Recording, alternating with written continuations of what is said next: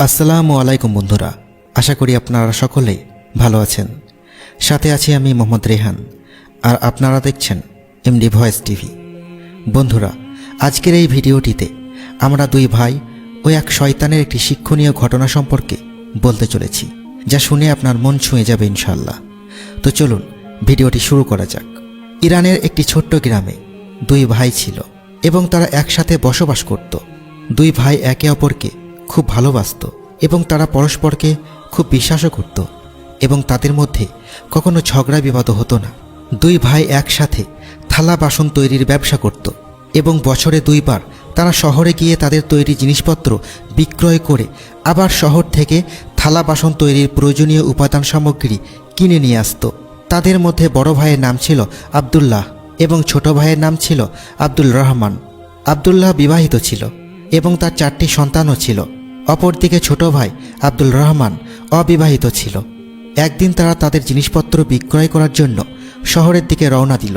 তাদের গ্রাম থেকে সেই শহরে যেতে 2 থেকে 3 দিন সময় লাগত। তাই তারা গ্রাম থেকে রওনা দেওয়ার পর দ্বিতীয় দিন বিশ্রামের জন্য তারা একটি গাছের নিচে বসল এবং তাদের খাওয়া দাওয়া সেরে নিল।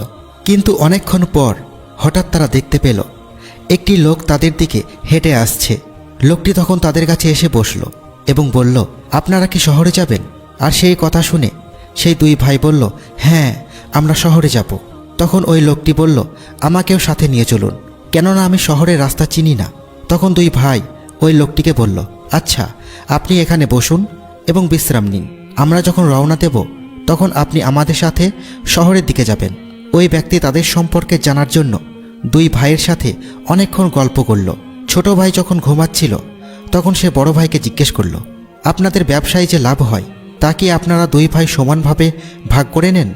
বড় ভাই জবাব দিল, হ্যাঁ, আমরা তা সমানভাবে ভাগ করে নিই। তখন ওই লোকটি বলল, আপনার বউ বাচ্চা আছে, তাই আপনার ভাগ বেশি হওয়া দরকার। আপনার ভাই তো অবিবাহিত, তাই তার অত টাকার প্রয়োজন নেই।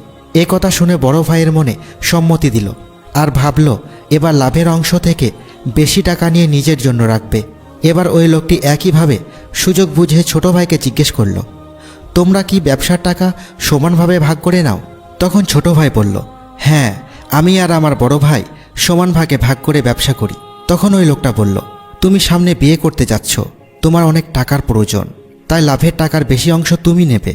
আর এই কথা শুনে তার ছোট ভাই বলল, হ্যাঁ, আপনি ঠিকই বলেছেন, এরপর থেকে লাভের টাকার বেশি অংশ আমি নেব।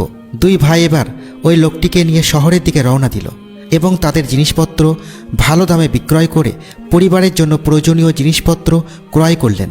তারপর তারা পাশের একটি মসজিদে জোহরের নামাজ আদায় করার জন্য গেল। নামাজ শেষে ইমাম সাহেব খুতবায় বলতে লাগলো, তোমাদের প্রিয় মানুষদের মধ্যে শয়তান সবসময় দূরত্ব বিবাদ সৃষ্টি করতে চেষ্টা করে থাকে। শয়তান তোমাদের মনে কুবুদ্ধির সৃষ্টি করে, যার কারণে তোমরা তোমাদের প্রিয়জনদের থেকে দূরত্ব সৃষ্টি করো। কোনো অচেনা লোক যদি তোমার কাছে এসে তোমার প্রিয় মানুষের নামে বদনাম করে তাহলে তোমরা তা কখনোই শুনবে না, এমনকি আশ্রয়ও দেবে না। দুই ভাই তখন সেই ইমাম সাহেবের কথা শুনে এবার তারা বুঝতে পারল আসলে সেই লোকটিও শয়তান। সে আসলে আমাদের মাঝে দূরত্ব বাড়ানোর চেষ্টা করেছিল। তাই তারা এবার নামাজ শেষ করে সোজা বাড়ির পথে রওনা দিল আর সেই শয়তানের কথা মন থেকে দূর করে আবার আগের মতো মিলেমিশে ব্যবসা করতে লাগলো।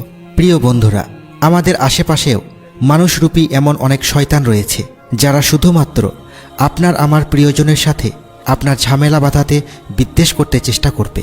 তাই এসব মানুষ থেকে অবশ্যই দূরে থাকবেন এবং ইসলামের রীতি মেনে জীবনযাপন করবেন। তো বন্ধুরা, কেমন লাগলো এই শিক্ষণীয় ঘটনাটি অবশ্যই কমেন্ট করে আমাদের জানাবেন।